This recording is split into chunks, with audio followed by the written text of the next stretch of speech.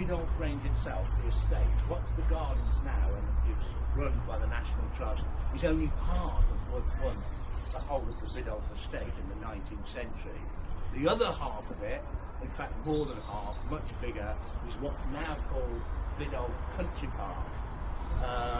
And the two were once all owned by this family called the Batemans and then the Hinds. Now, in 1852, James Bateman, the man who had the Biddulph Grange that we'll see later, built and acquired all this land, who was on the edge of his property, about 2 miles in that direction. There was an old ruined chapel called Springwood Priory, and on some maps it's down as Springwood Priory. But it was an old priory. We know it was there back in medieval times, and it was part of a much larger series of ecclesiastical buildings that were run by a nice, scenic ruin. So what he did when he was there, they were digging around, and they discovered an underground vault or a crypt. And inside the crypt, they found all these tombs that were covered with these particular, what we think they were these. We don't, for a fact, I'll explain what we think they were in a minute. But he found there a number of what he believed were tombs belonging to the Knights Templar. Now, what he did then was he seems to have, we don't know this for sure, because we know that James Bateman and his family did a lot of money in to help rebuild this church in the 19th century. And they seemingly are the ones who brought these stones here and had them put around the church. The bodies, evidently, from what we can work out, were probably buried in or near where that old cross is there. Now, where is the Templar grave? So, historically, I've done the research back and found out that at Springwood Priory, it was part of a Templar preceptory, one of the earliest in England. That's basically a cross between a monastery and a military barracks, because the Knights Templars were crusaders in the Holy Land, but they were also warrior monks. They took vows of the Cistercian order of monks for vows of poverty and vows of celibacy and obedience, except for their leaders who seemed to be able to get up to anything.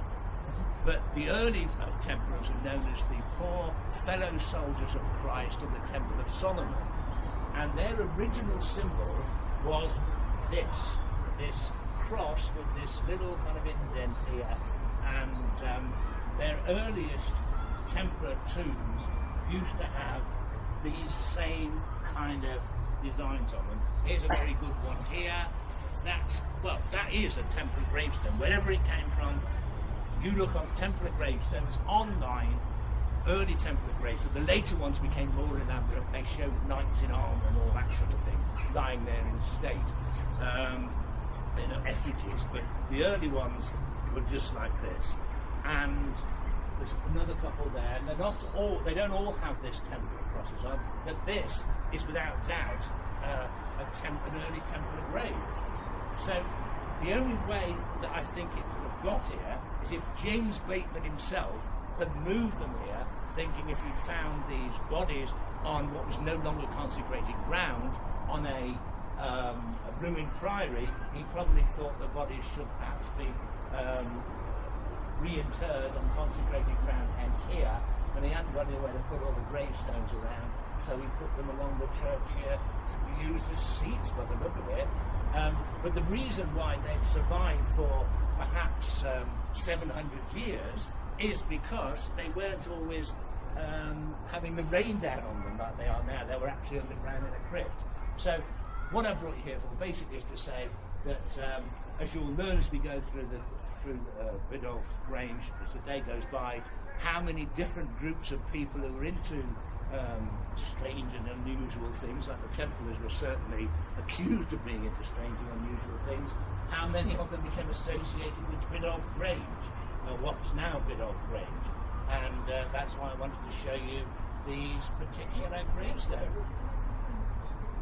the gravestones, the actual priory itself dates from, it was built by a man called Almost de Guyon, and he built a number of churches around Staffordshire. It is him who is accredited as, he was a Templar, he was one of the first Templars. He came from this area. His emblem was the wolf, which is why the wolf appears on a number of shields of people who live in the Biddulph area. He went to the Crusades, he joined the Knights Templars in Jerusalem, and when he returned to England in about 1120, he brought back with him Saracen stonemasons, because what they knew how to do was to build Gothic churches. Now, the churches and the buildings in Europe before this time had Romanesque arches. They're like rounded arches, old Roman arches. The Arabs had invented the pointed arch, which meant that you could have, you could have pointed vaulting, that you could have buildings which are much bigger, and they weren't being built in Europe. So Almost de Guyon decided, was one of the first people to think, I could build much better churches. The first one he actually did was in Stafford, and it's called St Chad's Church. And in there you can see the old Norman arch, which is circular arch, and then behind it you've got another one, perhaps one of the very first pointed arches that was built in Europe. That's called the beginning of Gothic architecture. The beginning of the Middle Ages, really, is when Gothic architecture came to Europe. And this Almost de Guyon seems to be the man to have brought it to England, to Europe maybe.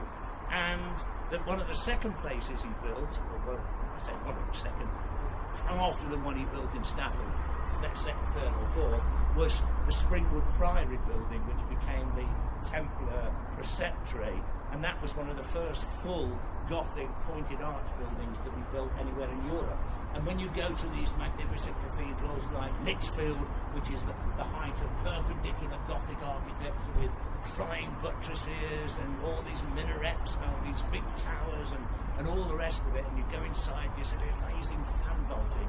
That all started with a little priory over there, with the first of the pointed arches built by Almost de Guyon of Biddulph.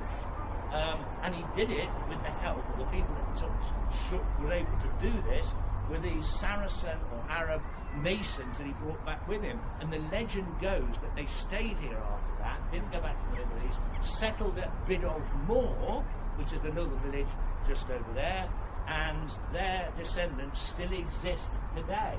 And in fact, there's names like the Bailey family who can trace themselves all the way back, and other names too.